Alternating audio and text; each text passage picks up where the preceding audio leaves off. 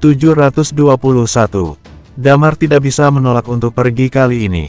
Semenjak situasi dunia kembali menjadi stabil, dia benar-benar ingin mencari seorang istri.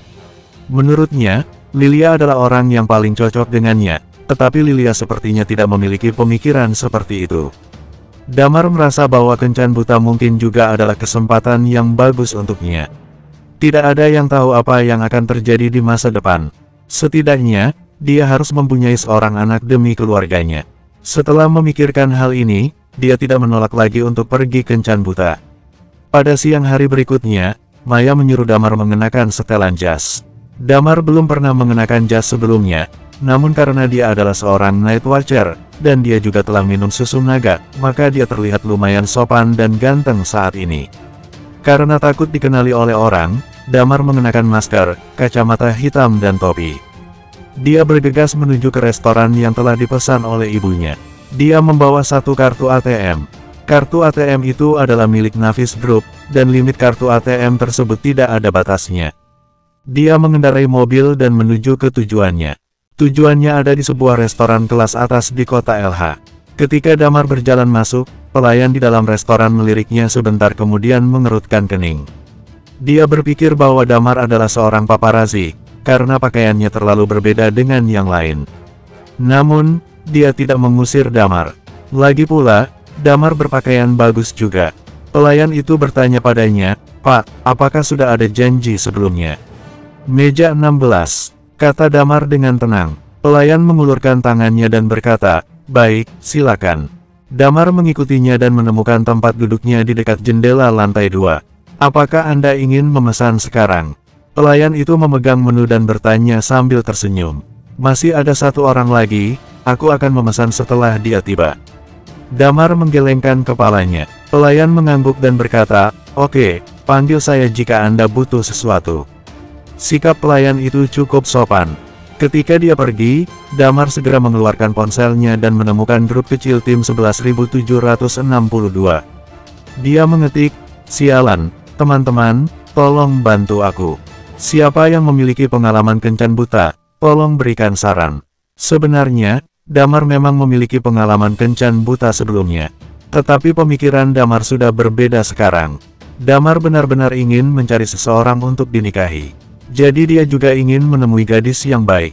Tepat setelah dia mengirim pesan, grup itu meledak dalam sekejap. "Aduh, ketua, ada apa denganmu? Bukankah kamu baru bangun kemarin? Kenapa kamu ingin pergi kencan buta?" Kata Chris. "Aku tidak punya pengalaman di hal ini. Bagaimanapun, aku jatuh cinta pada Ana pada pandangan pertama dan kami menikah begitu cepat." Ketik Dewan. "Sialan." Sally mengutuk. "Ketua, kenapa kamu ingin pergi kencan buta? Lalu bagaimana dengan Dokter Lilia?" Talia mengetik. Damar mengerutkan kening. Jika dia bisa memilih, Lilia tentu adalah calon yang terbaik. Tetapi Lilia tampaknya tidak tertarik pada dirinya.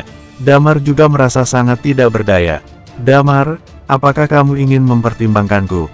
Aku juga masih lajang." Pada saat ini, Raisa bertanya. Damar berbatuk kering lalu menjawab, "Tante, lupakan saja, aku masih ingin mencoba."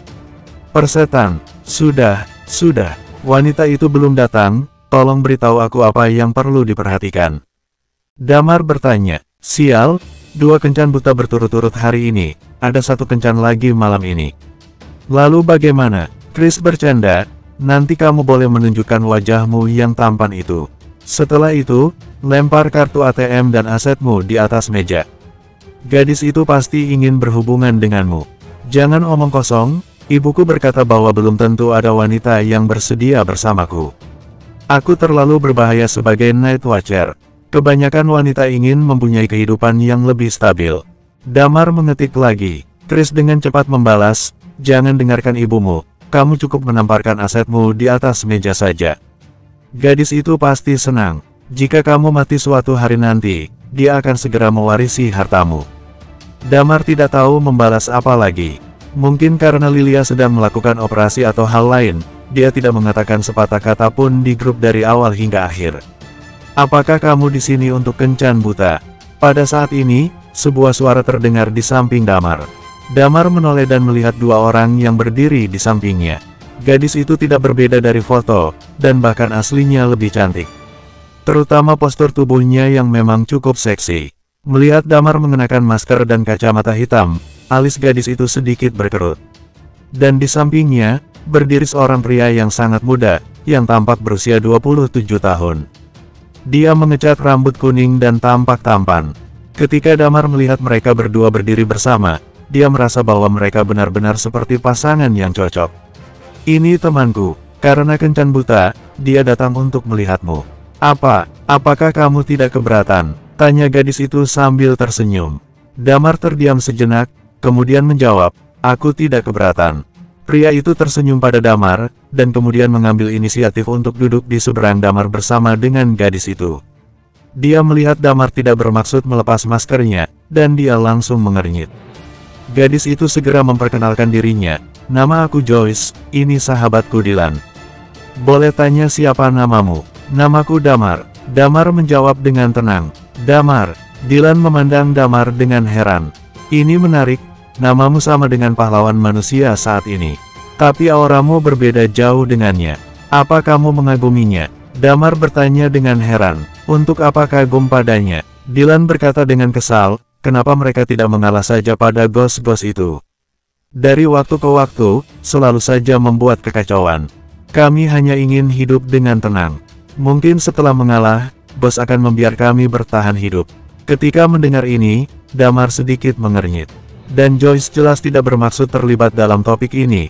Dia memandang Damar dan bertanya, "Dengar-dengar, kamu sekarang berusia 28 tahun, apakah kamu bekerja di Navis Group?" "Ya." Damar tidak menyangkal. Pria di sebelah gadis itu menunjukkan ekspresi kesal. Kemudian dia tersenyum dan bertanya, "Joyce selalu menjadi wanita tercantik di seluruh kampus. Dari dalam negeri sampai luar negeri, ada banyak sekali pengejarnya. Orang yang biasa saja tidak layak untuknya. Kamu bekerja di Navis Group, berapa gaji sebulanmu? Apakah kamu punya rumah dan mobil?" Damar melepas kacamata hitamnya dan menyipitkan matanya. "Maaf, pertanyaannya agak realistis. Tapi, ya, kamu harus mempertimbangkan hal-hal realistis ini ketika kamu menikah. Jika tidak, Joyce bisa saja mencari pria yang lebih tampan dan kaya." Dylan berkata sambil tersenyum. Entah kenapa Damar merasa sedikit jijik saat ini. Tidak apa-apa untuk membawa sahabat pada kencan buta. Namun, Damar tidak suka membicarakan hal yang realistis seperti ini pada pertemuan pertama. Dia tahu bahwa ini mungkin yang Joyce ingin katakan dan dia meminta pria ini untuk mengatakannya. Dia dengan tenang menjawab, "Gajinya oke, kalau rumah atau mobil, aku dapat membelinya." "Jadi, kamu belum punya mobil atau rumah saat ini?" Dylan bertanya. Joyce mengerutkan alisnya. Di markas Night Watcher, Lilia melihat pesan obrolan di grup dengan ekspresi dingin. "Dokter Lilia, operasi besar di sini hampir selesai. Kalau Anda ingin beristirahat, Anda sudah boleh pergi," kata seseorang di sebelahnya. Lilia mengabaikannya. Dia melirik pesan obrolan yang ada di ponselnya lagi, lalu menemukan nomor telepon Damar dan meneleponnya. Damar sedang menjawab pertanyaan Dylan satu demi satu. Supaya tidak diketahui orang dan menyebabkan kerusuhan, Damar tetap memakai masker. Pada saat ini, ponselnya berdering tiba-tiba. Dia mengambil ponselnya dan menemukan bahwa Lilia yang meneleponnya. "Permisi, aku ingin mengangkat telepon dulu." Dia tidak menghindar dan pergi dari mereka. Dia mengangkat telepon yang masuk dan berkata, "Halo, Dokter Lilia." Tut, tut, tut. Segera setelah panggilan terhubung, Lilia langsung mematikannya. Pada saat ini, Dylan tersenyum dan berkata, "Bro, ini sudah lama sekali. Kamu masih mengenakan topi dan tidak melepas maskernya. Apakah kamu malu dilihat orang?" Damar mengangkat alisnya dan menatapnya. "Apakah kamu yang sedang kencan buta denganku?" Bersambung 722. Damar benar-benar merasa sebal. Tidak masalah jika dia ingin membawa seorang teman, namun temannya ini pria. Dan kemudian setelah mereka tiba, wanita itu hanya mengucapkan beberapa patah kata. Sisanya pria ini yang mengajukan pertanyaan terus-menerus. Damar tentu tidak tertarik dengannya. Dia hanya ingin mengakhiri kencan buta ini secepatnya, dan menunggu bagaimana kencan buta nanti malam. Melihat Damar tampak sedikit tidak senang, Joyce segera berkata, "Aduh, sahabatku hanya takut aku tidak bahagia di masa depan, jangan menyalahkannya." Damar meliriknya dengan samar. Saat ini hidangan sudah perlahan disajikan. Pada saat yang sama, ponsel Damar berdering lagi. Damar mengambil ponselnya dan menemukan bahwa Lilia lah yang meneleponnya lagi. Panggilan baru saja terhubung, dan kemudian Lilia mematikannya lagi. Damar mengerutkan kening, lalu mengetik pesan pada Lilia di WhatsApp, "Ada apa? Kenapa kamu mematikan telepon lagi?" Lilia tidak membalas WhatsApp-nya. Kedua orang yang duduk di seberangnya tidak menyapa Damar, dan mereka sudah mulai makan dengan sumpit mereka. Dan yang membuat Damar merasa aneh adalah mereka bahkan saling mengambilkan makanan satu sama lain. Dia duduk di sini seolah-olah dia adalah orang ketiga. Kebalikannya, mereka berdua yang seperti kekasih. Dia berbatuk dan berkata, "Namamu Joyce, bukan?" Joyce mengangkat kepalanya dan berkata, "Iya." Damar berkata dengan tenang, "Aku merasa kita tidak cocok. Setelah makan makanan ini, kembalilah dan kamu cukup memberitahu keluarga bahwa kamu tidak menyukai aku." "Tidak apa-apa, kan?" Mendengar bahwa Damar menolaknya, Joyce yang sedikit tidak puas dengan Damar menjadi sedikit kesal. Dylan yang di sebelahnya mencibir, "Tidak apa-apa, Joyce. Aku akan memperkenalkanmu pada seseorang di lain hari, yang kaya dan tampan."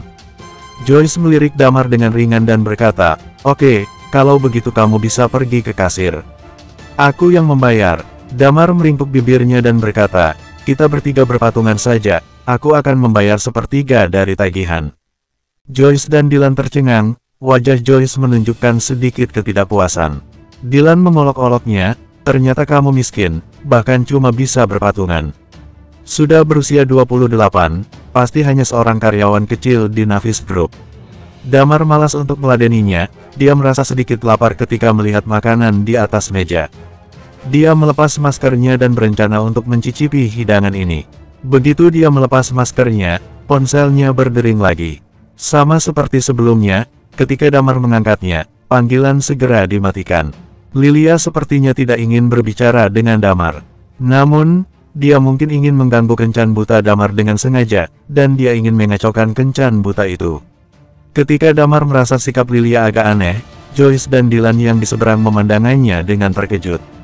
Damar tahu bahwa ketika dia melepas maskernya, mereka pasti akan mengenali identitas dirinya.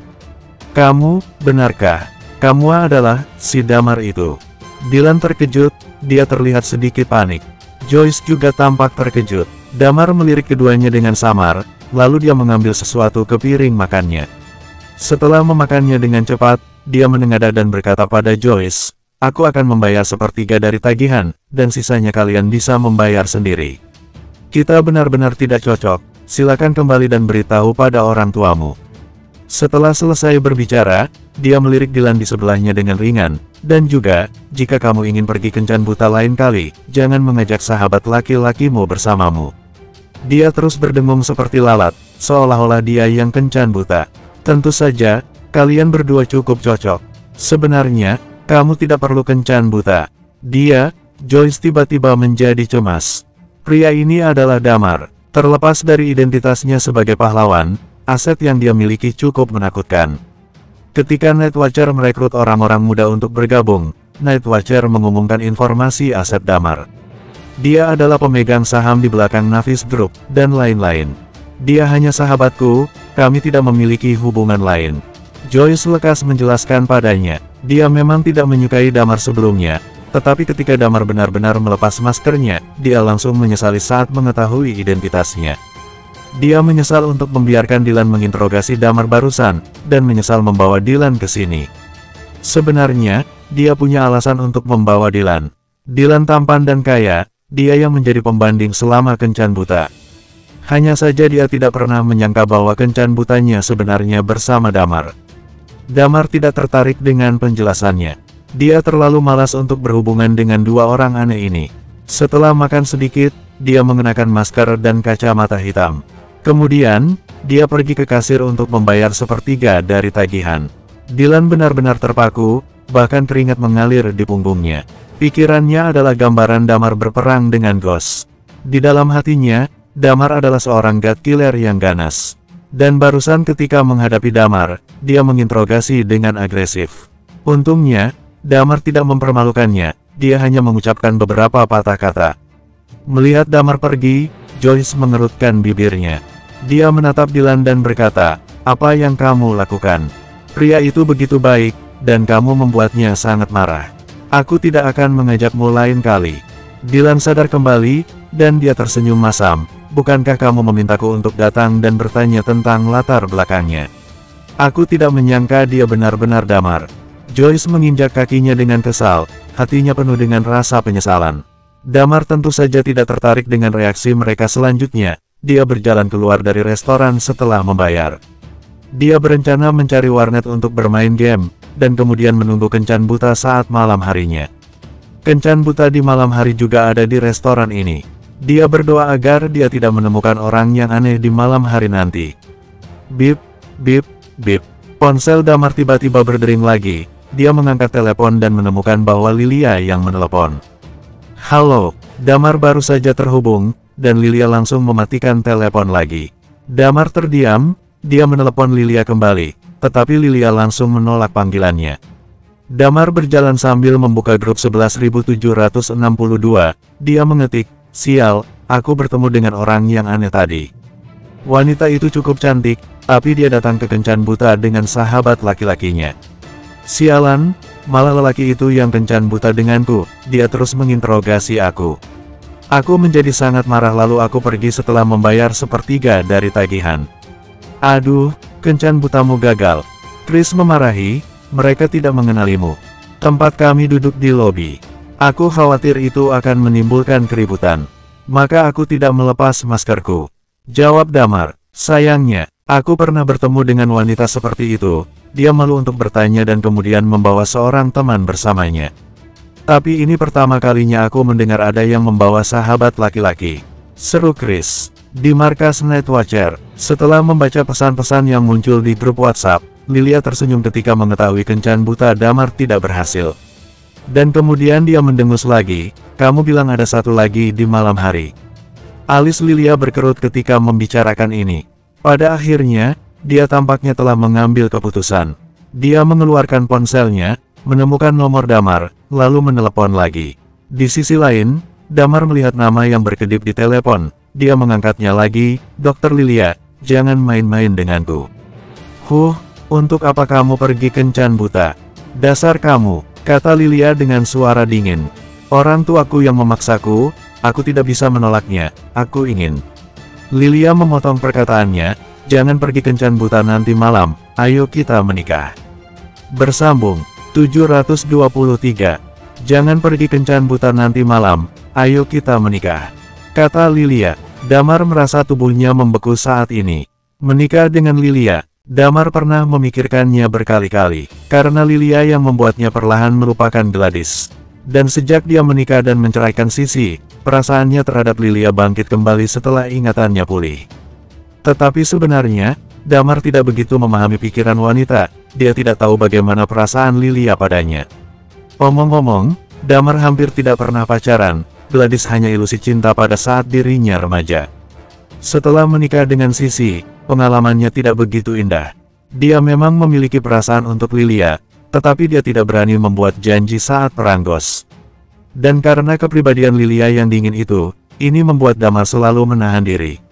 Setelah masa tenang ini, dia juga berpikir untuk mengejar Lilia, supaya mengetahui apakah mereka cocok. Tetapi ketika dia kembali ke kota LH, keluarganya terus memaksanya.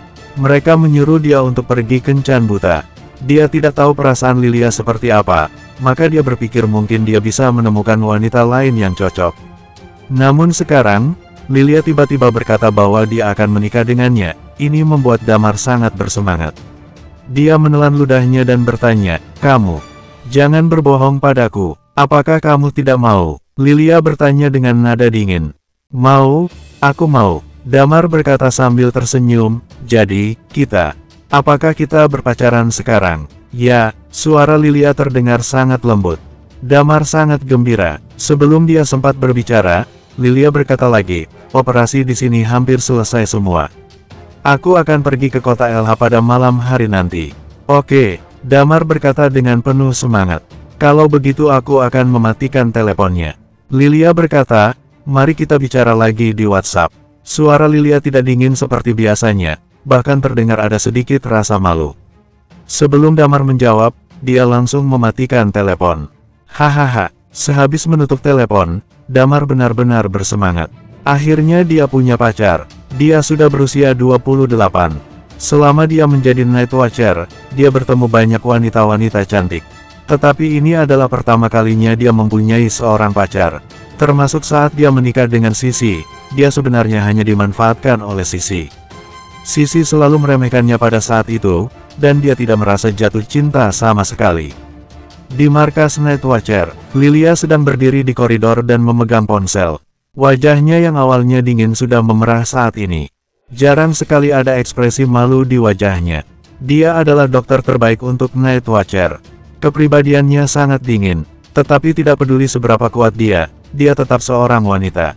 Dia tidak pernah berpacaran, namun dia mempunyai perasaan kepada Damar. Selama 3 tahun ketika Damar menghilang, dia terus mencarinya. Ketika dia menemukan bahwa Damar sudah menikah, dia merasa sedikit cemburu di hatinya. Tapi kali ini, ketika dia tahu bahwa Damar akan pergi kencan buta, dia tidak bisa tahan untuk tidak mengganggu Damar.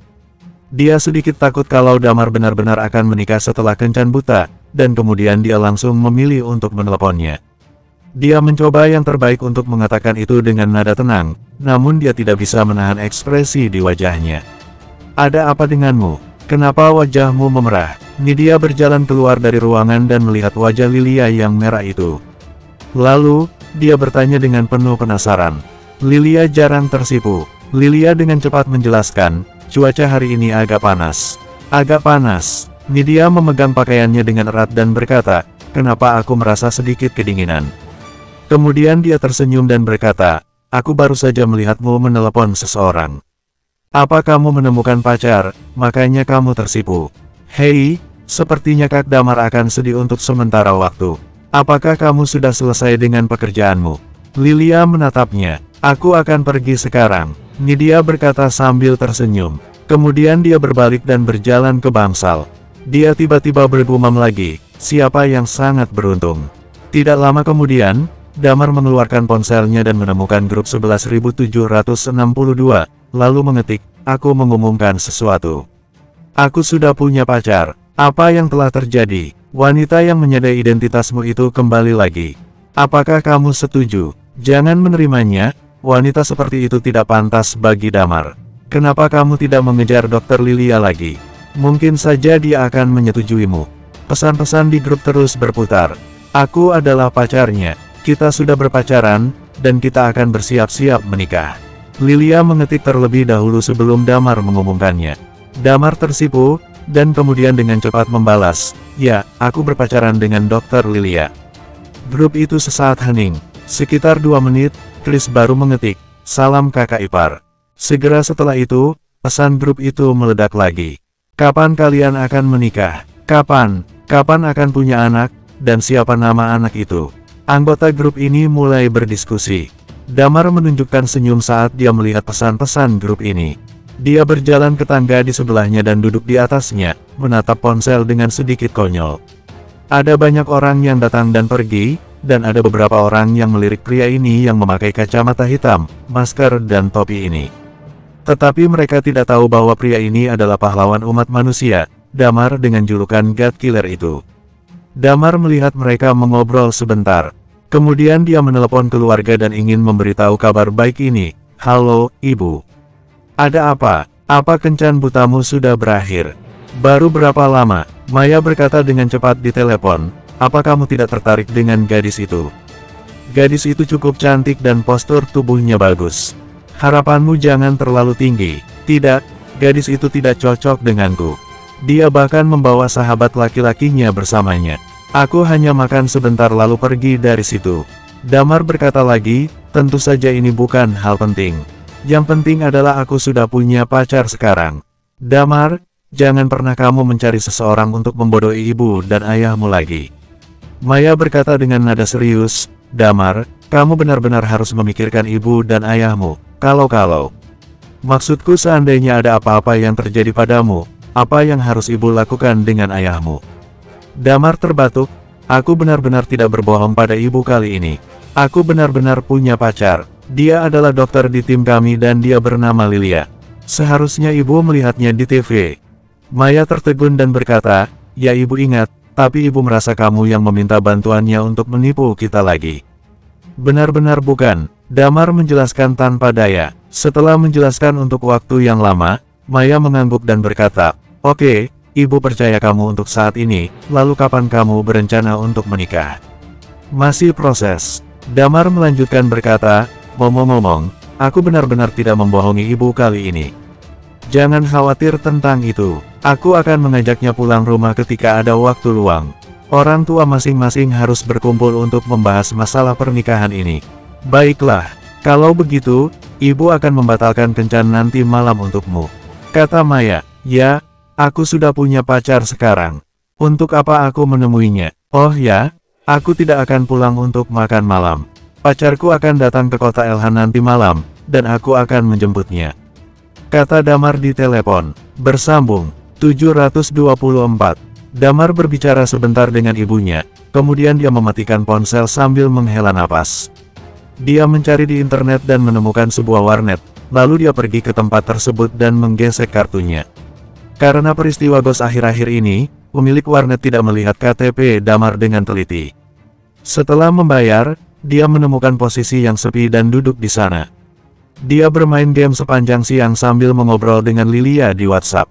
Damar memang merasakan perubahan diri setelah berpacaran dengan Lilia, dan cara berbicara dengan Lilia sedikit berbeda dari sebelumnya. Tapi karena mereka sudah akrab sebelumnya, maka tidak ada perasaan tidak nyaman. Pada pukul 5 sore, Damar berjalan keluar dari warnet dan pergi ke bandara untuk menjemput Lilia.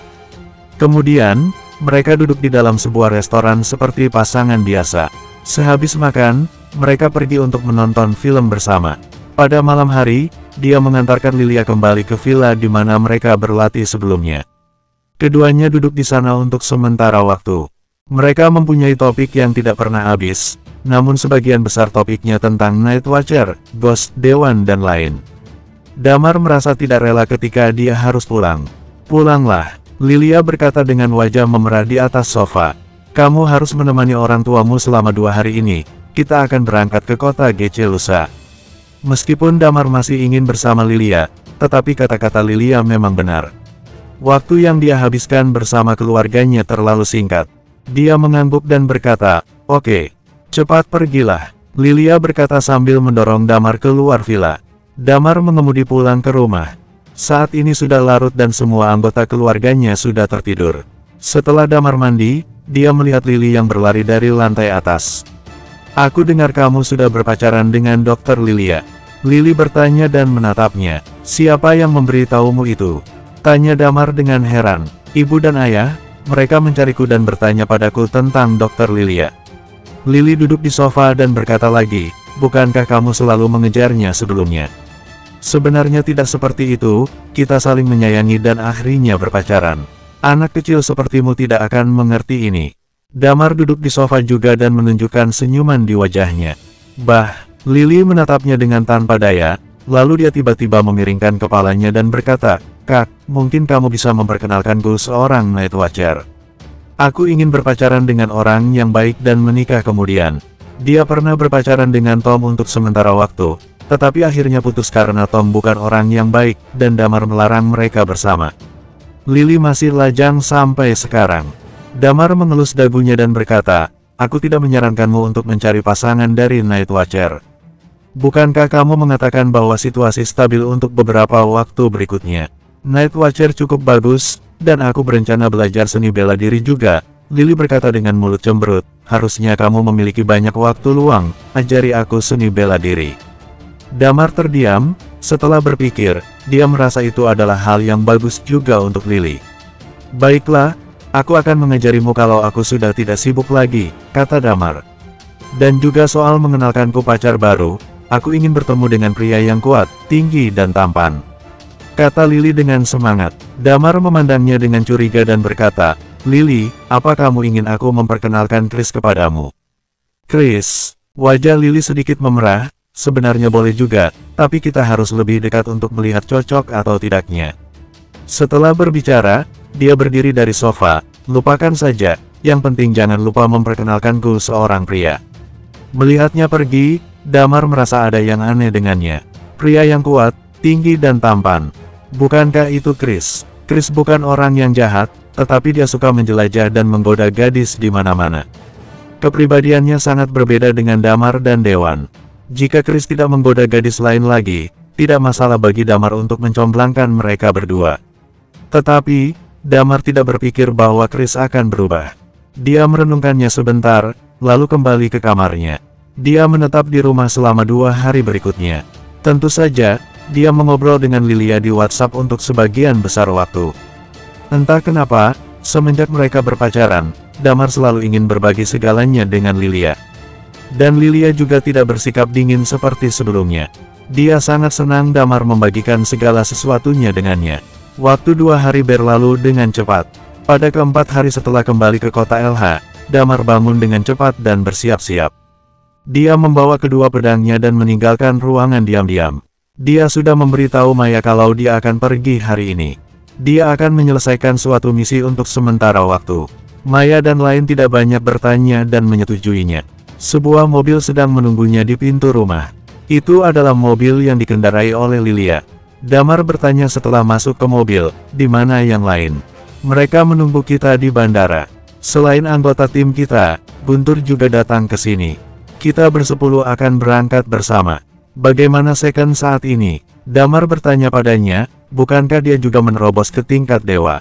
Apakah dia tidak ikut dengan kita?"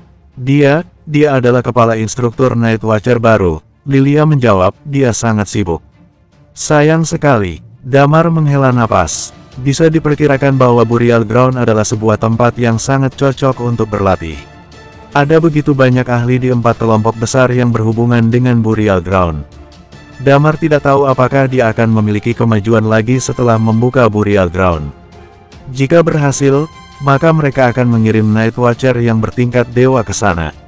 Maka itu, ahli di Night Watcher akan semakin banyak. "Ayo kita ke bandara dulu." Damar memandang Lilia. "Apakah kamu sudah memberitahu keluargamu tentang aku?" Lilia bertanya dengan santai sambil mengemudi. "Aku sudah memberitahu mereka." Damar terbatuk dan menjawabnya. "Aku." Wajah Lilia sedikit memerah saat ini. Dia lanjut berkata, "Aku juga sudah memberitahu pamanku dan yang lain." Kedua orang tuanya Lilia telah meninggal dalam perjuangan melawan Ghost. Keluarga dari pamannya menjadi satu-satunya keluarga yang dia punya saat ini. Damar terbatuk lagi, "Karena kita akan menikah, cepat atau lambat mereka akan mengetahui ini. Kata pamanku, kalau kamu ada waktu, kamu bisa menemui mereka. Setidaknya mereka bisa berbicara denganmu." Wajah Lilia menjadi semakin memerah. Damar menggaruk kepala dan menjawab, "Oke, aku akan kembali bersamamu setelah Burial Ground dibuka kali ini." Dan, Pak Iman berencana pergi bersama Madan setelah Burial Ground dibuka. Lilia memandangnya dan bertanya, "Lalu kamu?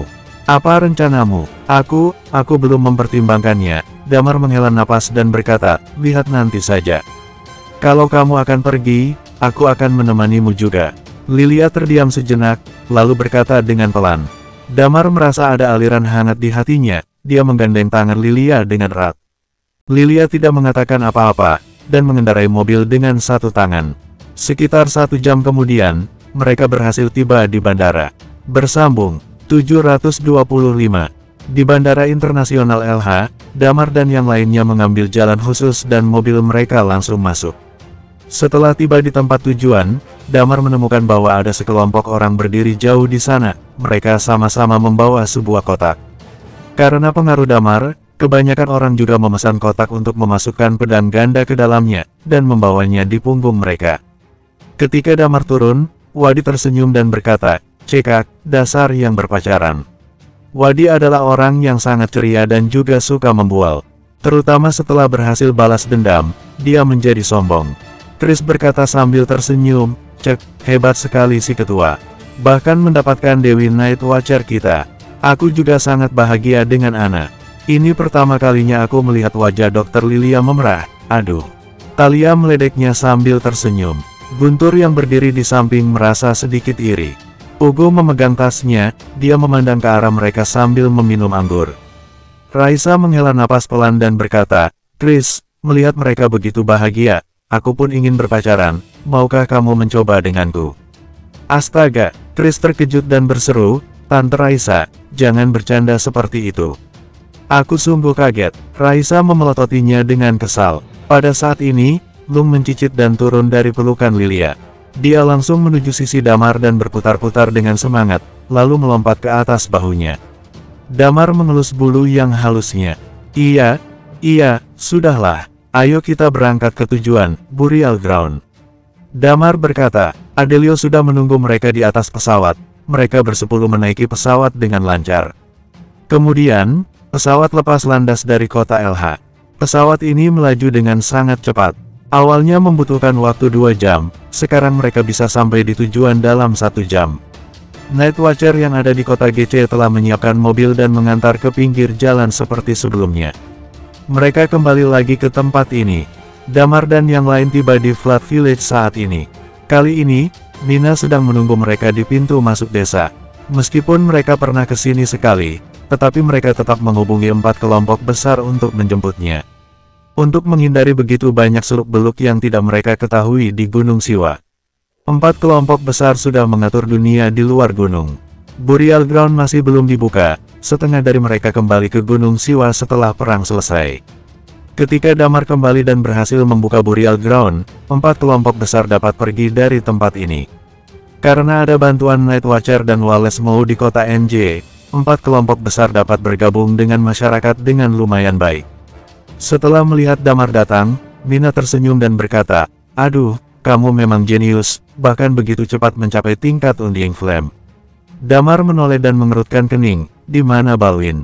Apa kamu sudah menghiburnya?" Mina tertegun dan melihat ke arah Flat Village. Dia tersenyum masam, "Sepertinya, aku telah melukai hatinya dengan parah." Damar memandang lagi ke arah Talia dan lain, "Kalian tunggu di sini sebentar, aku akan pergi ke desa." Dia mengerti perasaan Balwin, dan dia merasa dirinya harus menemui Balwin. Yang lain mengangguk, dan tidak hendak masuk ke dalam desa bersama Damar. Damar memasuki desa dengan lancar. Dia sengaja menghindari kerumunan orang dan dia tiba di rumah Balwin dengan cepat. Rumah bata merahnya Balwin dipenuhi asap, ayahnya sedang masak siang di dalam dapur, dan Balwin sedang duduk di kursi depan pintu rumah. Dia tampak tertekan, dan sepertinya dia tidak berkeramas selama beberapa hari. Kumisnya juga bertumbuh panjang, dia tidak berencana untuk merapikan penampilannya. Dia sedang memandang ke kejauhan, pandangannya sedikit tidak fokus. "Kak Balwin." Damar mendekatinya dan tersenyum padanya. Balwin menoleh ke arahnya dan mengerutkan kening, "Apa yang kamu lakukan di sini?" Damar sedikit tercengang. "Setelah kalian datang, Mina meninggalkan aku. Jika bukan karena kalian, dia tidak mungkin akan pergi." Balwin memelototi Damar dan menunjukkan ekspresi dendam. Damar merasa bingung. Dia tidak menyangka Balwin akan menyalahkan dirinya pada akhirnya. Tetapi setelah dipikir-pikir, memang ada hubungan tertentu dengannya. Mina tinggal di desa ini untuk menyembunyikan identitasnya, dan mengawasi orang-orang yang ingin memasuki Gunung Siwa. Setelah Damar membuka Burial Ground, 4 kelompok besar akan keluar dari Gunung Siwa. Mina tentu tidak perlu bersama Balwin lagi. Sejauh ini, tampaknya ini benar-benar berhubungan dengan Damar. "Kak Balwin." Damar menghela napas, "Apakah kamu berpikir bahwa kamu adalah orang yang sedunia dengan Mina?" Balwin menengadah dan memandang Damar, kemudian dia berkata, "Aku tahu bahwa aku bukan orang yang sedunia dengannya. Tapi aku jatuh cinta padanya pada pandangan pertama, kita pun sudah menikah.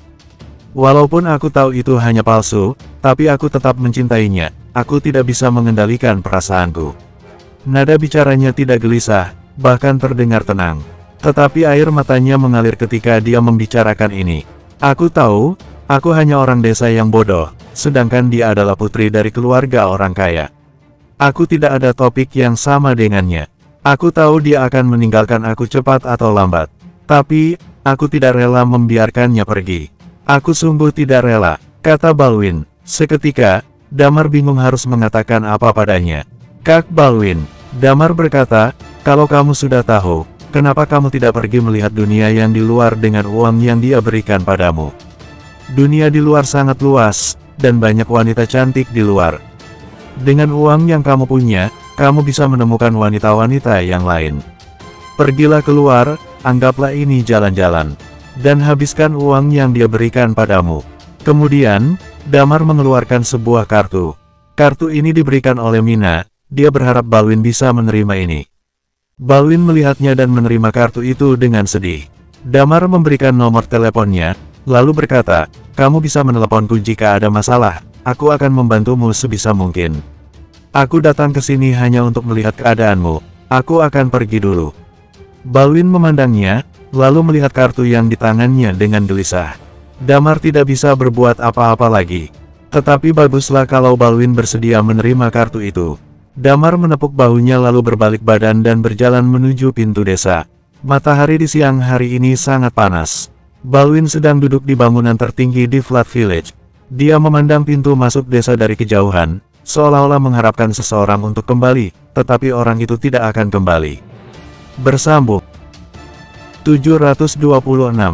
Saat melewati rumah Harlin di bawah, Damar tidak masuk dan menyapa mereka. Sebagai gantinya, dia langsung melewati kerumunan dan bergegas menuju pintu masuk desa. Lilia dan yang lainnya berada di pintu masuk desa, tetapi mereka menghindari orang-orang desa, sehingga mereka tidak dapat dilihat dari arah desa. Namun, beberapa warga desa yang lewat tercengang ketika melihat mereka. Dan kebanyakan warga desa mengerutkan kening setelah melihat Mina. Kabar kepergian Mina telah tersebar di seluruh desa. Setelah Damar kembali, Mina mendekatinya dan bertanya, "Bagaimana kabarnya?" Dia tampak sangat tertekan, tapi saat aku memberikan kartu bank padanya, dia tidak menolaknya juga, kata Damar. Mina menghela nafas lega dan berkata, "Baguslah kalau begitu. Tapi sepertinya ini bukan sesuatu yang bisa diselesaikan dengan uang.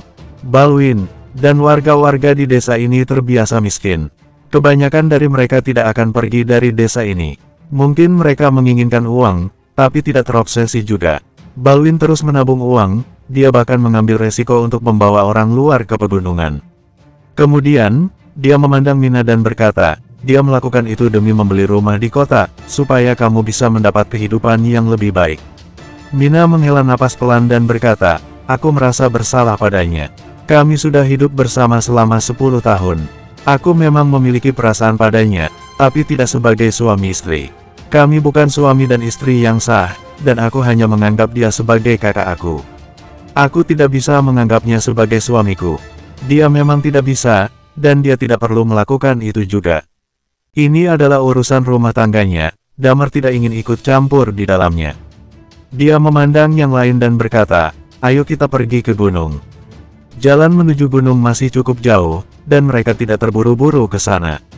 Pada malam hari, mereka berhasil tiba di desa tempat kelompok Mo berada. Populasi kelompok Mo tidak terlalu besar.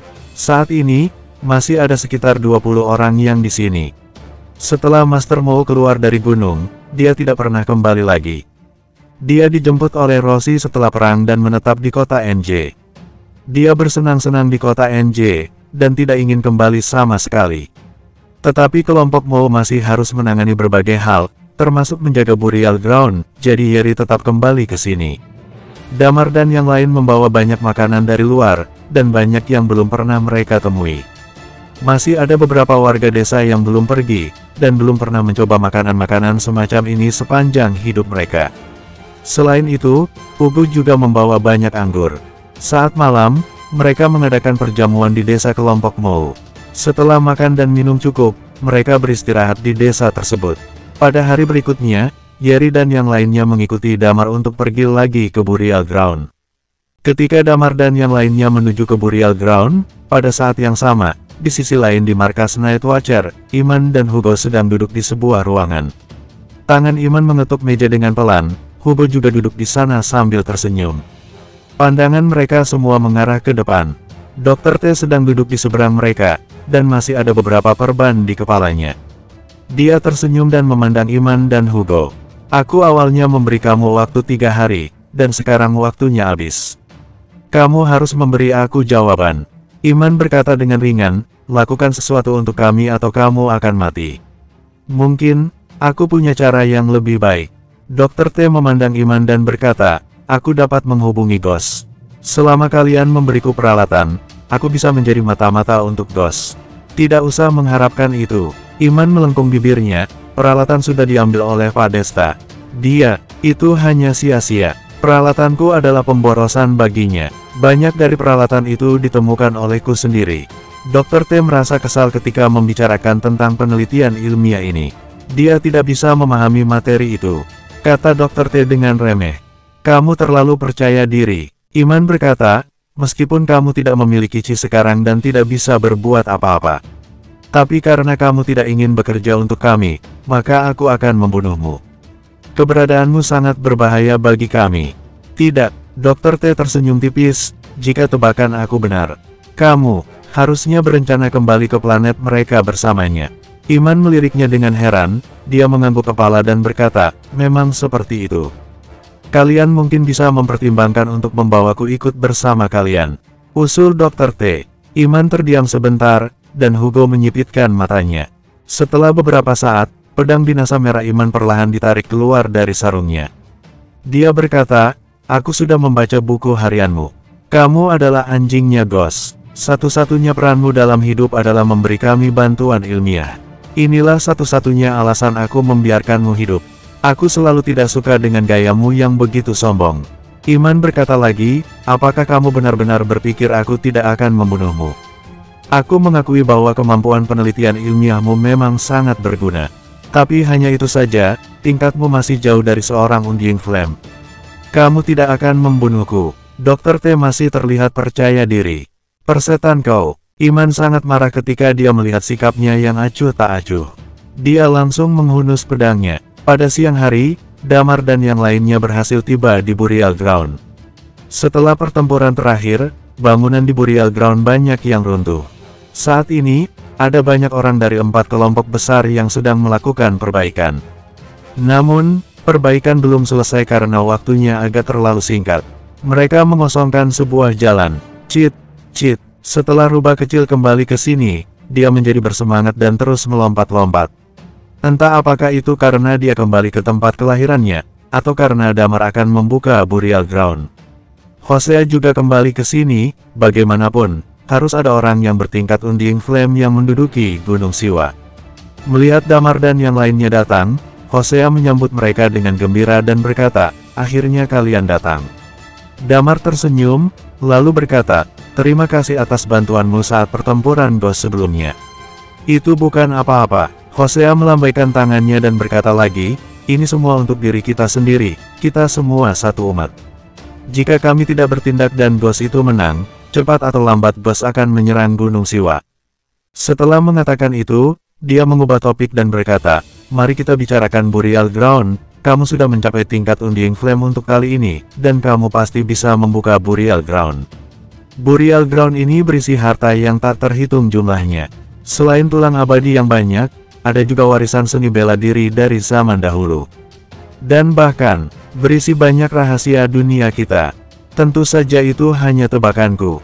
Hosea berkata, pembukaan Burial Ground mungkin akan membawa sebuah revolusi. Damar menatapnya dengan heran, dia tidak banyak bicara. Dia mengangguk dan berkata, tidak peduli apapun, itu merupakan hal yang baik untuk umat manusia. Ya, jika kalian sudah siap, masuk ke dalam saja. Apakah yang lain ingin berlatih di Burial Ground juga kali ini? Tanya Hosea. Damar mengangguk dan menjawabnya, ya. Sebagian besar dari mereka adalah anggota timku. Ini adalah Night Watcher Zero saat ini, Guntur.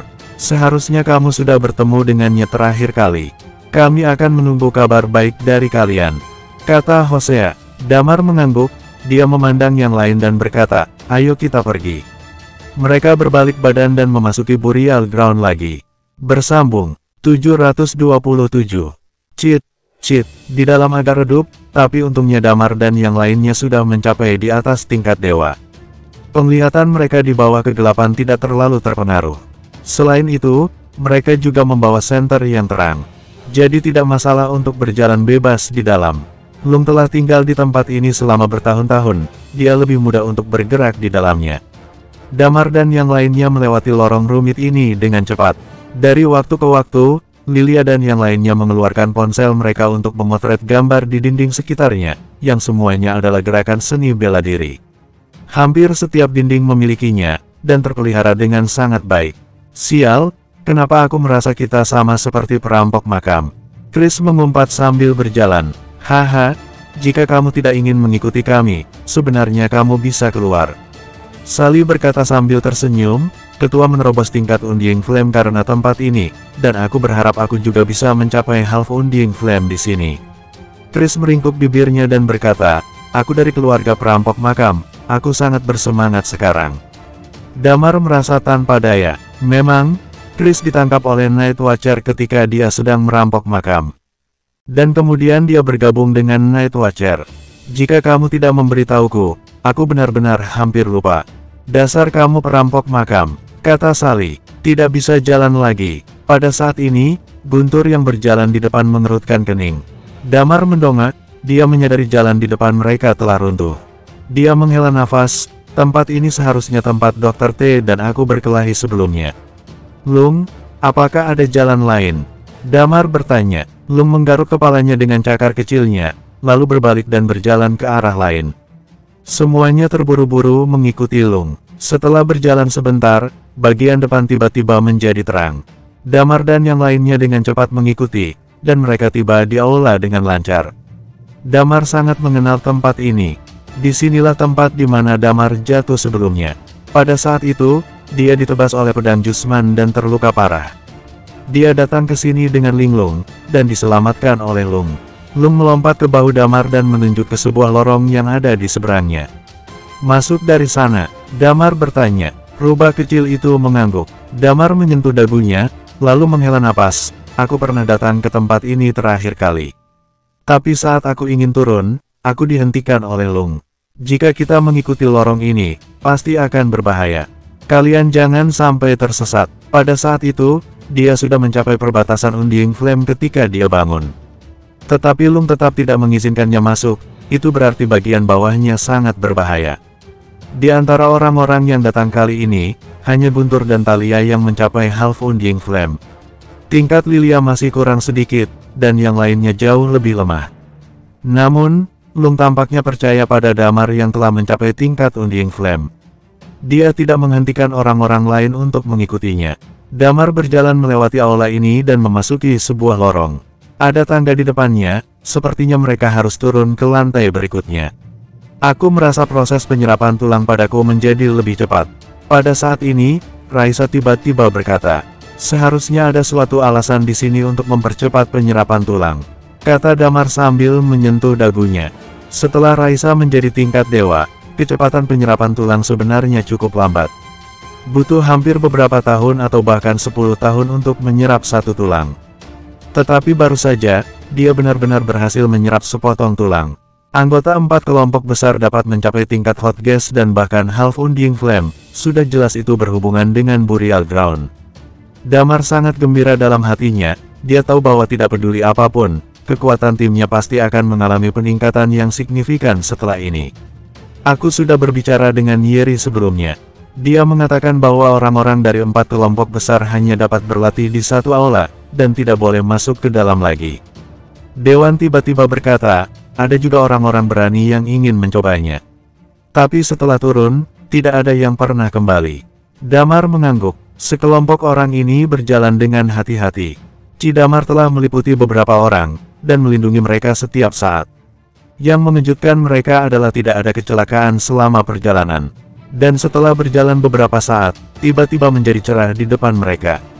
Ya ampun, Damar dan yang lainnya berjalan keluar, dan mereka melihat pemandangan di luar lorong dalam sekejap, dan semua orang menarik napas dingin. Makam Kaisar Qin pun tidak sebesar ini, seru Chris dengan suara gemetar. Pada saat ini, mereka sudah menembus tanah sedalam beberapa ratus meter. Tempat mereka berdiri adalah sebuah lapangan. Lapangan itu cukup besar, sebesar sebuah lapangan sepak bola. Lapangan itu terbuat dari batu, di atasnya terukir ukiran yang unik. Di kedua sisi, terletak sebuah raksasa manusia batu besar, dan ada pilar batu besar di atasnya. Pilar batu itu ada ukiran naga dan burung phoenix. Jumlahnya ada 48. Di depan lapangan, ada sebuah jembatan gantung besar. Dan di seberang ada banyak bangunan bawah tanah yang megah. Bangunan tersebut seperti istana, yang berdiri di sisi yang berlawanan. Sial, ini sangat menakutkan. Apa ini? Kenapa ada bangunan seperti itu di bawah sini? Seru Wadi. Damar menelan ludahnya dan berkata, tempat ini dikenal sebagai Burial Ground, ada banyak tulang abadi di sini. Ini berarti bahwa bertahun-tahun yang lalu, ada banyak ahli Undying Flame di bumi. Zaman itu mungkin adalah era seni bela diri yang makmur, dan masuk akal istana megah ini didirikan. Dewan sangat gembira sehingga dia berlari ke tepi lapangan untuk melihatnya. Dia berkata, "Aduh, ada lahar yang mengalir di bawah sana. Tempat ini memang menakjubkan." Damar mengerutkan kening, dia berjalan ke depan untuk melirik ke bawah. Seperti yang dikatakan Dewan, ada lahar merah yang mengalir di bawahnya. Itu tampak sedikit menakutkan. Selain itu, tempat di mana mereka berada setidaknya beberapa ratus meter dari lahar yang mengalir di bawah. Damar benar-benar tidak bisa membayangkan bagaimana tempat ini digali. Cit, cit, cit. Pada saat ini, rubah kecil tiba-tiba mengeluarkan suara mencicit. Pada saat yang sama, Damar juga merasakan bahaya yang mendekat. Dia menengadah dan melihat bahwa di istana di seberang jembatan gantung, ada sebuah tombak muncul di udara. Mereka tidak tahu benda itu terbuat dari bahan apa, tombak itu terus memancarkan kilau yang aneh. Kemudian, tombak kedua telah muncul, tombak ketiga. Dalam sekejap, tombak-tombak itu menuju Damar dan yang lainnya dengan sangat cepat. Damar menarik napas. Meskipun tombak melayang di udara, Damar merasa bahwa serangan yang terkandung di setiap tombak tidak kurang dari kekuatan Half Undying Flame. Boom! Tidak lama kemudian, tempat di mana mereka berada mulai bergetar. Damar berbalik badan dan melihat patung-patung batu yang berdiri di samping mereka tiba-tiba bergerak. Sialan! Chris dan yang lainnya sangat ketakutan dengan kejadian ini. Semuanya datang ke sisiku. Damar terkejut, dan memanggil semua orang. Dia tiba-tiba meledakkan seluruh chi-nya. Dor! Sebuah bayangan berbentuk naga muncul di udara, dan bayangan ini memancarkan cahaya yang silau. Chi Damar dengan cepat menyebar ke semua tempat. Bersambung. 728. Chi Damar mulai menutupi langit. Di atas langit, tombak-tombak itu bertabrakan dengan Chi Damar dan segera ditutupi oleh lapisan es. Kemudian tombak-tombak itu mulai jatuh ke bawah. Di belakang, patung-patung batu itu sepertinya merasakan sesuatu. Patung-patung batu yang awalnya ingin menyerang Damar dan lain dengan cepat kembali ke tempatnya. Lalu berdiri seperti sebelumnya, seolah-olah tidak ada yang terjadi barusan. Damar terkejut. Ketika patung batu itu baru saja bergerak, dia merasakan tekanan tingkat Undying Flame. Dia akhirnya tahu mengapa Dr. T terluka sebelumnya. Sepertinya Dr. T datang ke tempat ini dan menjadi sasaran patung-patung yang mengerikan di sini. Dia baru mengerti mengapa Madan yang begitu kuat pun terluka parah setelah kembali dari sini. Tempat ini terlalu berbahaya. Adapun mengapa patung batu berhenti menyerang, Damar menduga itu ada hubungannya dengan dirinya sebagai pemilik tulang naga. Tombak terjatuh terus-menerus, dan yang masih menyerang mereka telah dihentikan oleh Damar. Chris mengambil sebuah tombak, lalu mengerutkan kening dan berkata, "Tombak ini sepertinya terbuat dari bahan senjata yang digunakan oleh Blue Ghost. Ada begitu banyak di sini. Kebanyakan pedang Night Watcher terbuat dari bahan senjatanya Blue Ghost. Logam biasa di bumi tidak bisa menembus mekanisme Ghost sama sekali. Mereka belum pernah menemukan bahan semacam itu sebelumnya di bumi. Mereka tidak menyangka bahwa tombak di Burial Ground terbuat dari bahan semacam ini."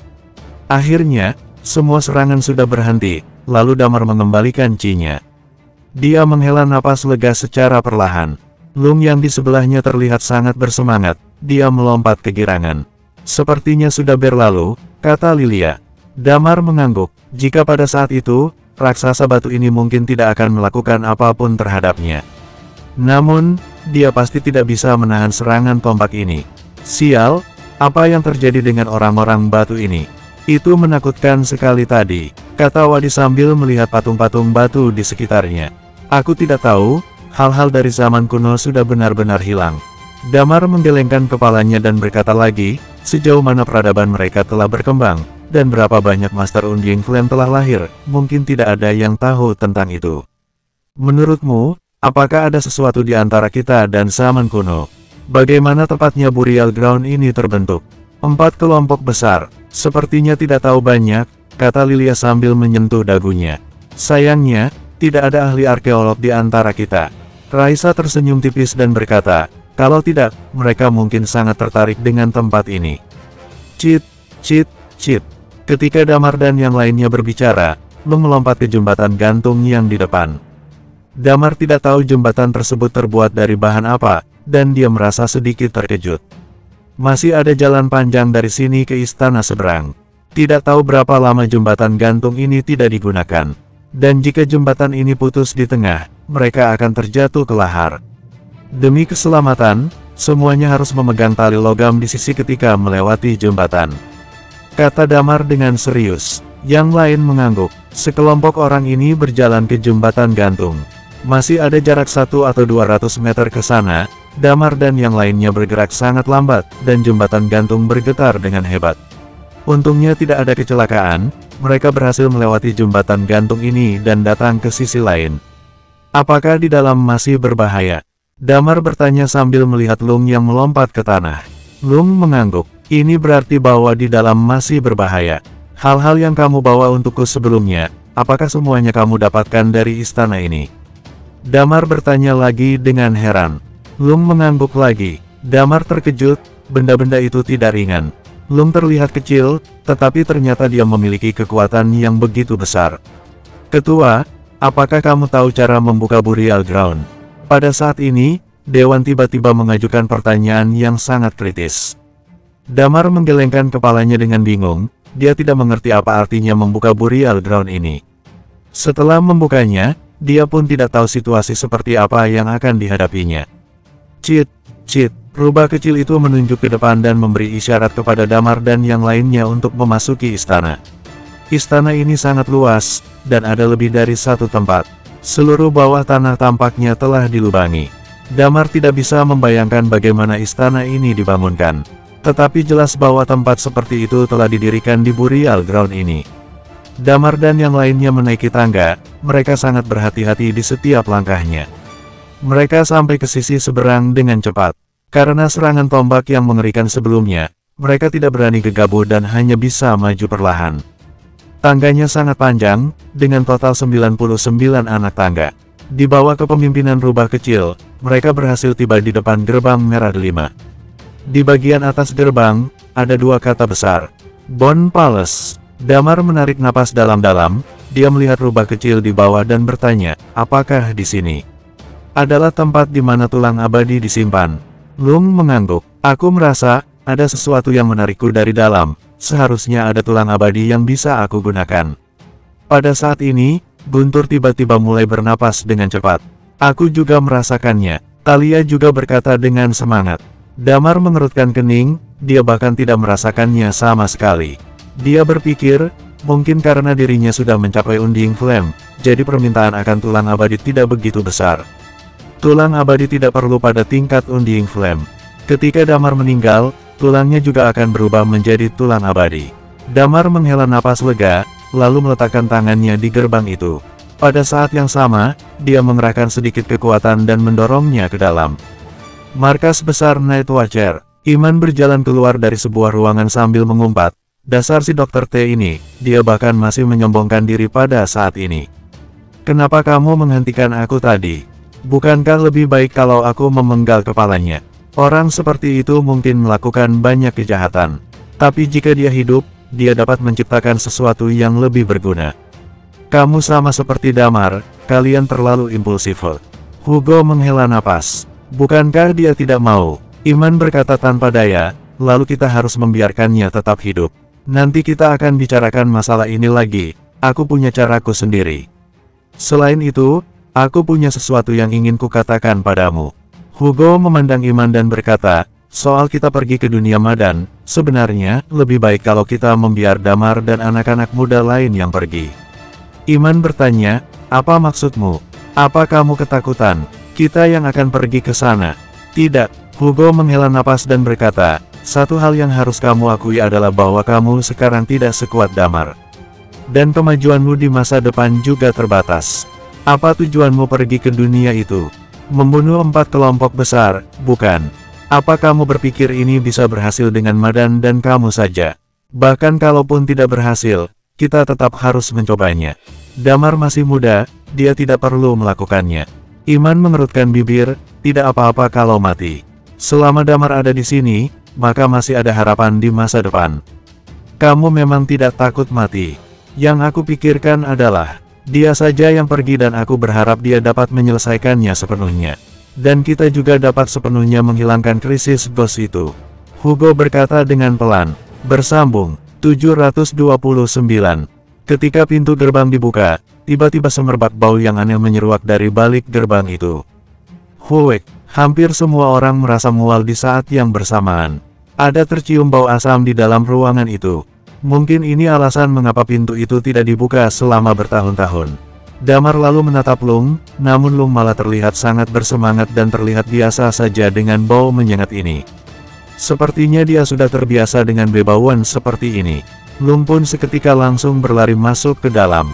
Damar menghela napasnya lalu berjalan memasuki aula besar. Aula besar ini benar-benar sangat luas. Ketika Damar dan yang lainnya masuk, mereka lalu memperhatikan sesuatu di sekitar mereka.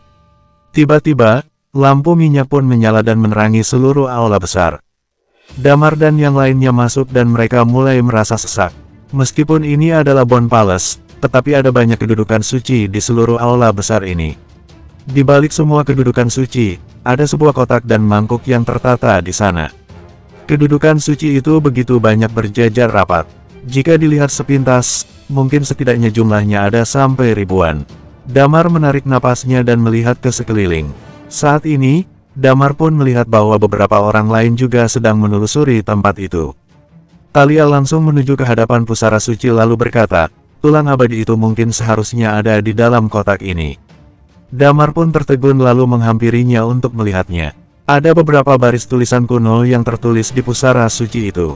Kedudukan suci Spirit Mountain Lady Phoenix Gani. Di sebelahnya ada tertulis sebaris kata-kata kecil, mati dalam perang Snow Mountain meninggalkan tulang abadi dan sumsum tulang. Damar pun lalu melihat mangkuk kecil itu. Di dalamnya terdapat cairan putih seperti susu yang mirip seperti sumsum naga yang diminum olehnya. Di saat yang sama, beberapa orang yang lainnya juga menemukan kedudukan suci dari tulang abadi yang berhubungan dengan dirinya masing-masing. Talia menarik napasnya dan membuka kotak yang ada di sebelahnya. Di dalam kotak itu terdapat dua buah kotak lagi. Satu kotak adalah sebuah wadah yang di dalamnya sepertinya berisi bahan pakaian. Keberadaan tingkatan Undying Flame, lalu tulang yang bersifat abadi tidak akan bisa musnah. Jadi, tidak ada cara untuk bisa membakar tulang itu sampai menjadi abu. Kebanyakan benda di dalam sini seperti liontin, batu giok, atau beberapa pakaian. Di kotak lainnya, ada potongan tulang abadi yang seputih batu giok. Dengan adanya beberapa tulang abadi ini, jika kita bisa menyerap semuanya, setidaknya aku bisa mencapai batas tingkatan Half Undying Flame. Kata Talia dengan penuh semangat. Hanya saja aku tidak tahu apakah aku bisa menyerap ini semua. Ada sumsum tulang di sini, kata Damar sambil menghela napasnya. Aku meminumnya ketika aku masih berada di tingkatan Half Undying Flame. Lalu setelah meminumnya, aku berhasil menembus tingkatan Undying Flame yang juga sekaligus menjadi penyelamat hidupku saat itu. Memang benar, jika bukan karena sumsum naga itu, bisa saja Damar mungkin sudah mati di dalam Burial Ground saat itu. Hanya Dewan yang raut wajahnya terlihat biasa saja. Dia sampai saat ini masih berada dalam tingkat puncak. Dia belum mencapai tingkat dewa dan juga dia belum bisa merasakan tulang abadi yang dia butuhkan. Dia sudah tahu kalau setelah ini sebagian besar anggota timnya akan mengalami banyak kemajuan besar. Aku tidak tahu benda-benda ini sudah berapa tahun lamanya tersimpan di tempat ini. Ini sudah bertahun-tahun lamanya. Kalau kamu meminumnya apa tidak akan mati keracunan? Tanya Chris sambil berdeham. Beberapa gadis lainnya, termasuk Lilia, juga menunjukkan ekspresi aneh di wajah mereka. Mereka tentunya menyukai kebersihan, meskipun mereka adalah Night Watcher yang tidak terlalu banyak memperhatikannya, tetapi saat berpikir bahwa benda-benda di mangkuk ini mungkin telah diletakkan selama bertahun-tahun lamanya, mereka tentu saja memiliki perasaan takut. Jika itu bisa membuatku jadi lebih kuat, aku akan melakukannya. Saat itu Guntur yang berdiri tidak jauh dari sana langsung mengangkat mangkuk itu dan berkata, saudara-saudaraku, aku yang akan duluan melakukannya. Kalau kalian, ya terserah saja. Setelah mengatakan itu, dia langsung mengangkat mangkuk itu. Dia langsung meminum cairan yang ada di mangkuk itu di hadapan semua orang dan hal yang paling membuat lainnya tercengang adalah dia yang tidak mau menyisakan setetes pun cairan yang ada di mangkuk itu dan sampai menjilati mangkuknya. Ini membuat yang lainnya merasa mual dan ingin muntah. Pugu yang berada di sampingnya yang tanpa mengucapkan sepatah kata pun langsung mengambil semangkuk sumsum tulang itu dan meminumnya. Setelah selesai meminumnya, dia pun menjilati bibirnya. Bagaimana rasanya? Tanya Chris yang buru-buru menghampirinya. Sedikit, manis, kata Pugu, dan kemudian dia merasakan ada yang aneh dengan tubuhnya. Dia sepertinya merasakan ada suatu perubahan di tubuhnya. Dia langsung mengeluarkan beberapa tulang abadi dari kotak, dan kemudian duduk bersila. Momentum dalam tubuhnya seperti sedang bereaksi. Selain itu, Guntur juga dengan cepat langsung mengambil posisi duduk. Seolah seperti menjadi efek yang langsung terasa, momentum mereka pun jadi langsung meningkat. Talia dan yang lainnya melihat kejadian ini dan kemudian menggertakkan gigi mereka. Setelah meminum sumsum tulang itu, mereka satu persatu mulai duduk bersila. Dengan cepat, hanya Damar dan Dewan yang masih berdiri di dalam Bone Palace.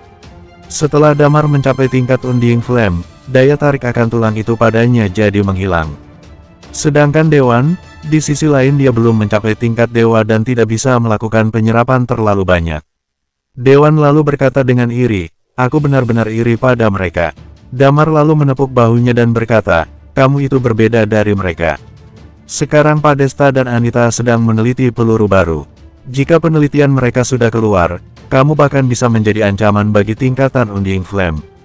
Tidak mungkin, aku bahkan belum sampai merasakan tingkat dewa. Aku mana mungkin bisa membidik keberadaan tingkat Undying Flame, apalagi untuk menembaknya.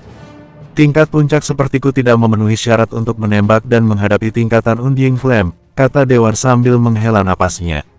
Damar pun terdiam sejenak, lalu tersenyum dan berkata, tempat ini adalah tempat yang langka untuk bisa berkultivasi.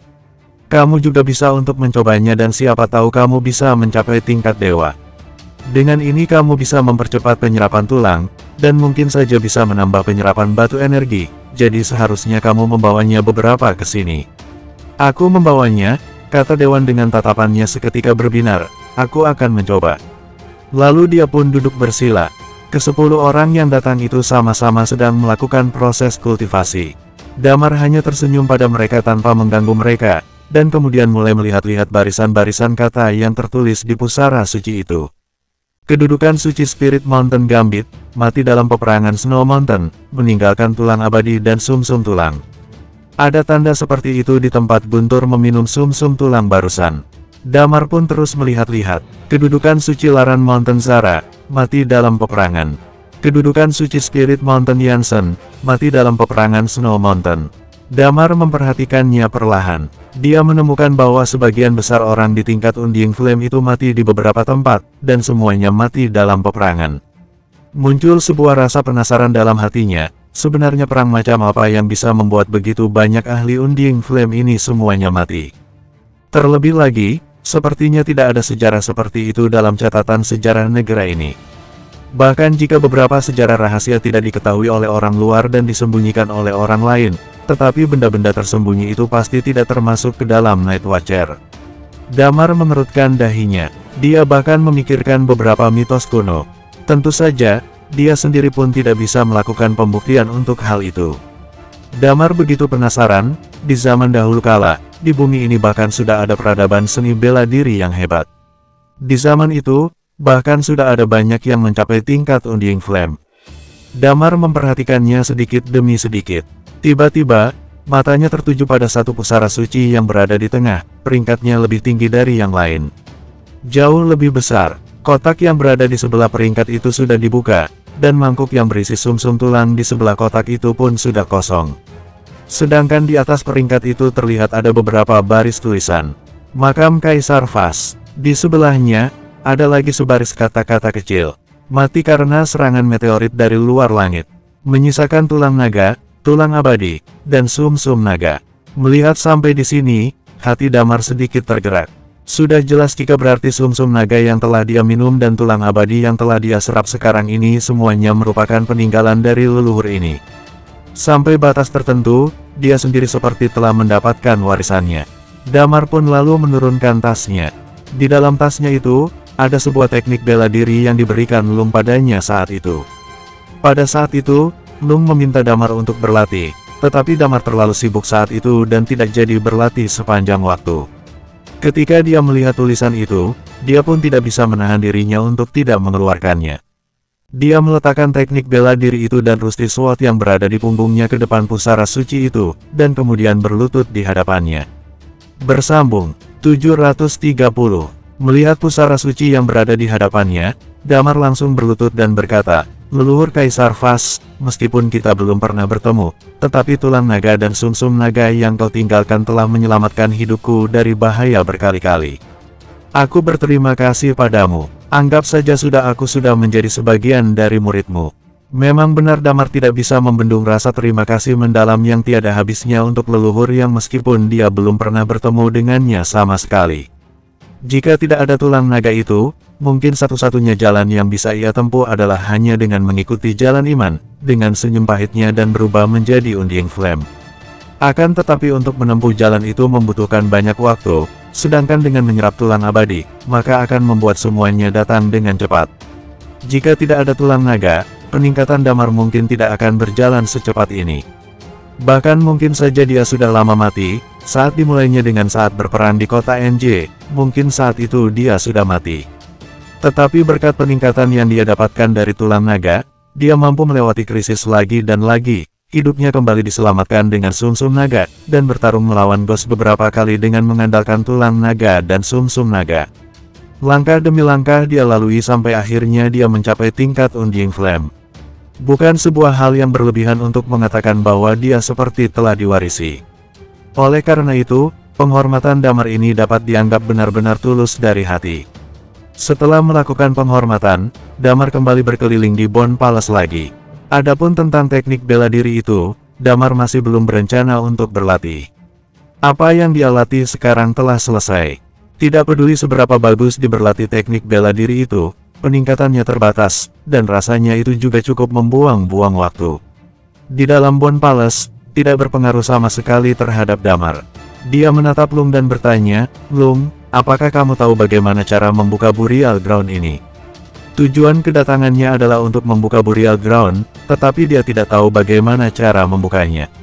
Orang-orang dari 4 keluarga itu pun tidak tahu bagaimana caranya, jadinya mereka hanya bisa mengandalkan Damar untuk mencari tahunya sendiri. Lung pun mengangguk, lalu dia menunjuk-nunjuk ke arah luar dan berlari ke sana. Melihat yang lainnya yang masih berkultivasi di Bone Palace, Damar tersenyum dan berkata, "Kalian bisa melakukan proses peningkatan dengan aman di sini. Selanjutnya, biarkan aku pergi sendirian dulu." Berdasarkan apa yang ditunjukkan oleh Lung, rupanya masih ada banyak bahaya di dalam istana ini. Jika mereka tetap berada di tempat ini dan melakukan peningkatan, dan dia hanya seorang diri, maka akan lebih mudah untuk menanganinya jika ada masalah. Bagi yang lain, tujuan datang ke Burial Ground adalah untuk peningkatan diri dan menyelesaikannya di dalam Bone Palace.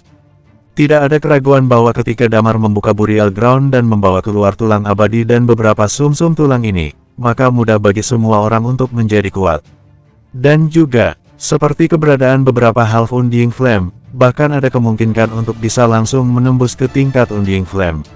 Orang-orang dari 4 keluarga tidak pernah memasuki Burial Ground lebih dalam, yang berarti mereka belum pernah menggunakan sumsum tulang. Master Mo dan yang lainnya yang berada dalam tingkatan Half Undying Flame, sekali saja mereka menggunakan sumsum tulang, maka mereka benar-benar memiliki kesempatan untuk bisa menembus tingkatan Undying Flame. Tentu saja, Damar juga harus mempertimbangkannya, contohnya seperti Jusman Yun. Setelah dia menembus tingkat Undying Flame, apakah dia masih bisa jujur? Ketika dia keluar dari Bone Palace, hati Damar sedikit terkejut. Pantas saja jika Ghost akan melakukan penyerangan di sini. Seperti apa yang dikatakan oleh Madan, Ghost adalah salah satu dari 4 keluarga di dunia. Hanya ada belasan tingkat Undying Flame, dan jika bisa sampai mengambil kembali tulang abadi dan sumsum naga di sini, dengan itu maka mereka akan memiliki kesempatan untuk melakukan peningkatan dengan sangat cepat. Peningkatan tingkat Undying Flame akan sangat meningkatkan kekuatan keseluruhan keluarga. Ini benar-benar harta yang sangat megah yang bisa membuat Ghost menggila karena seperti menemukan harta karun. Damar kurang lebih bisa mengetahui mengapa Ghost mencoba untuk datang. Pertama, mereka tidak tahu dengan jelas seperti apa situasi bumi saat ini. Kedua, mereka tidak berani mengirimkan petarung ahli pada tingkat Undying Flame dan Purple Ghost dalam skala besar, karena itu akan menarik perhatian pasukan lain, sehingga mereka hanya bisa datang secara diam-diam. Jika itu menarik perhatian orang lain dan ingin menghadapinya sendiri, maka itu tidaklah mudah. Justru karena alasan inilah Damar dan yang lainnya memiliki kesempatan untuk melangkah lebih jauh. Dengan adanya kemunculan tulang naga untuk tingkatan Undying Flame, membuat orang lain pun sekarang menjadi perlahan bangkit, dan harapan mereka jadi semakin besar. Tapi Damar tahu pasti ketika keempat keluarga merasa tidak mungkin untuk menyerang, mungkin mereka akan mencoba menghubungi pasukan lain.